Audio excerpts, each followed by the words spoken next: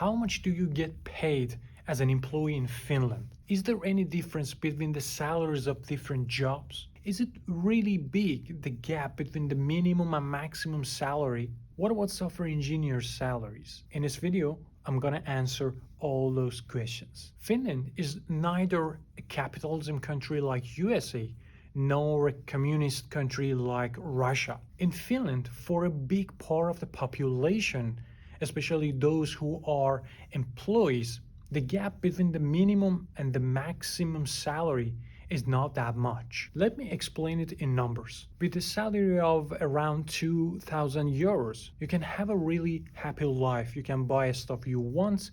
Even after a couple of years saving, you can get some loan and buy a house for yourself. So basically with that kind of money, you can provide yourself with the basic and fundamental stuff in life. Let's say a waitress in Finland can earn around, 1,700 euros by working around 8 hours per day for 5 days per week, while the monthly salary for a mid-level developer like me is 3,800 euros. But there is a little thing you need to pay attention to, and that is the tax. After the tax reduction and other expenses, eventually the gap between my salary and that waitress is not really that much. Basically 2,400 euros will remain for me after the tax reduction and other expenses, while the tax reduction for that waitress is much less. Now you may ask about the tech leads and senior software developers. What about them? Well, on the paper, the salary could go up to, you can say 7,000 euros for a software developer in Finland, but it's on the paper. As I said before, after the tax reduction, the gap is not really that much. Maybe after 5 years of working in a same company, the difference will be only 1,000 euros with your current salary as a mid-level developer. So the salary is not high that much in comparison to a country like USA. Now, if you're a business owner or an entrepreneur, that makes a difference actually, but it's only true for a small part of the population. Okay, now let me repeat myself in simple words.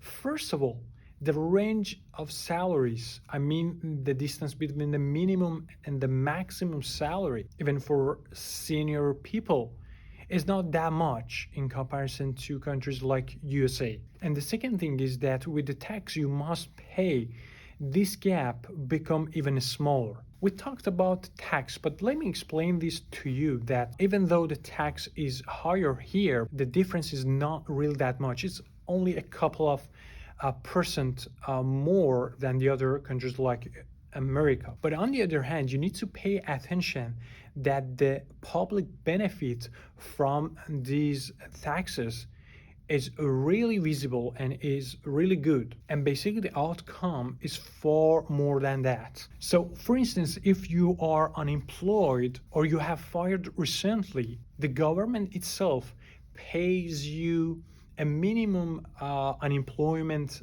money around 700 euros to actually until they find you a job or you find a job or they actually prepare you, they teach you to find a job for yourself. And until then, they pay you that money. It's not that much, but actually you can cover your expenses and really fundamental things with that. They also support you with other things. They have child support, they have a housing support, and all sorts of supports that during this time you can actually handle your situation, which is really good. On the other hand, we have a good public health sector. There are a lot of really good things that come from these taxes that I will talk about them in another video. But in this video, what I wanted to tell you was about this range and this gap, which is really low for the big part of the population. So basically you can say that the countries like Finland, the basically Nordic countries, or other countries in Europe is a combination of capitalism and communist country. It's a mixture of that, which has a good result, I think. I hope you enjoyed this video and now you have a basic idea of how much you will get paid in Finland based on your expertise, especially if you're a software developer. See you. Bye.